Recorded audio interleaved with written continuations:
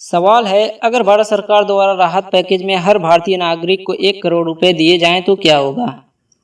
जवाब है, सबसे पहली बात 138 करोड़ लोगों में प्रत्येक को 1 करोड़ रुपए देने के लिए सरकार को 1.38 अरब करोड़ रुपए की आवश्यकता होगी, जबकि राहत पैकेज 20 लाख करोड़ रुपए का है, न कि 1.38 अरब करोड़ रुपए का। अगर सरकार 138 करोड़ लोगों को 20 लाख करोड़ रुपए वितरित करती है तो वितरण 14,492 रुपए प्रति व्यक्ति होगा। चलिए कल्पना करें कि सरकार बहुत सारा धन छापती है और प्रत्येक भारतीय को 1 करोड़ रुपए वितरित करती है। क्या आप जानते हैं कि उसके बाद क्या होगा?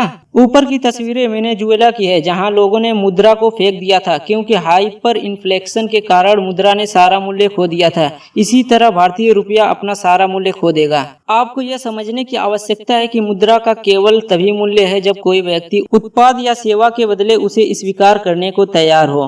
कल्पना कीजिए कि आप भूखे हैं और आपके पास खर्च करने के लिए 1 करोड़ रुपए हैं, लेकिन हर व्यक्ति को 1 करोड़ रुपए मिले हैं और हर कोई भूखा है। खाने के पैकेट कम हैं और लोग बहुत ज्यादा हैं। उस स्थिति में आपको भोजन का पैकेट कौन देगा?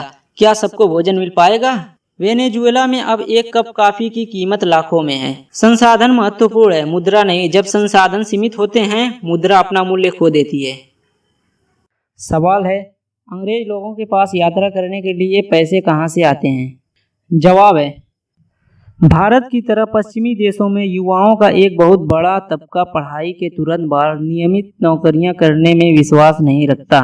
जहां भारत में आम युवा के पढ़ाई के बाद एकमात्र उद्देश्य नौकरी लेना और शादी करके परिवार बसाना ही हो जाता है, वहां दूसरी ओर पश्चिमी देशों में युवा अपना पैशन एक्सप्लोर करते हैं, अपने सपने पूरे करते हैं, नए उद्यमों की शुरुआत करते हैं और संसार का भ्रमण करते हैं। सफल असफल होते हैं और इन सब के बाद शादी के बारे में सोचते हैं। उनमें से बहुत के पास युवा अवस्था में परिवार के साथ रहने की कोई बाध्यता नहीं होती। बहुत से लोग घर से निकलकर अपनी पढ़ाई भी खुद से छोटे मोटे पार्ट टाइम रोजगारों द्वारा पूरी करते हैं। यात्रा करने के लिए उन्हें ज्यादा आर्थिक कठिनाई का सामना नहीं करना पड़ता। इसके पीछे सबसे बड़ा कारण है उनकी करेंसी की मजबूती।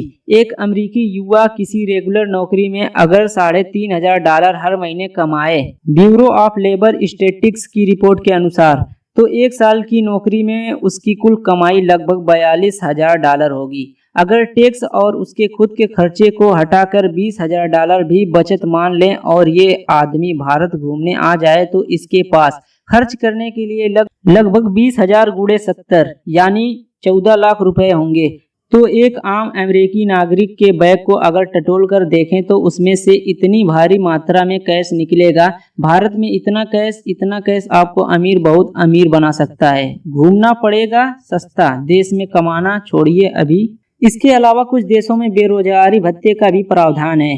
वहाँ की सरकार सभी युवाओं को नौकरी न मिलने तक बेरोजगारी भत्ता देती है। बेरोजगारी भत्ते के रूप में मिले ये डॉलर और यूरो भारत जैसे विकासशील देश में आकर लाखों रुपए बन जाते हैं। बहुत से विदेशी युवक इसी भत्ते की बदौलत साल में कई महीने दूसरे देशों में जाकर बिता देते हैं। इस प्रकार यह भत्ता भी उनकी यात्रा हेतु आर्थिक प्रबंध का प्रमुख अंग है। सवाल है, शिक्षा का पतन होने पर देश बर्बाद क्यों हो जाता है? जवाब है, किसी भी राष्ट्र को नष्ट करने के लिए परमाणु बमों या लंबी दूरी की मिसाइलों के उपयोग की आवश्यकता नहीं है। केवल शिक्षा की गुणवत्ता को कम करने और छात्रों द्वारा परीक्षाओं में धोखा देने की आवश्यकता है। ऐसे डॉक्टरों के हाथों मरीजों की मौत हो जाती है, ऐसे इंजीनियरों के हाथों इमारतें ढह जाती हैं और ऐसे अर्थशास्त्रियों और अकाउंटेंट के हाथों पैसा खो जाता है, ऐसे धार्मिक विद्वानों के हाथों मानवता मर जाती है, ऐसे जजों के हाथों न्याय खो जाता है। इसीलिए शिक्षा का पतन राष्ट्र का पतन है।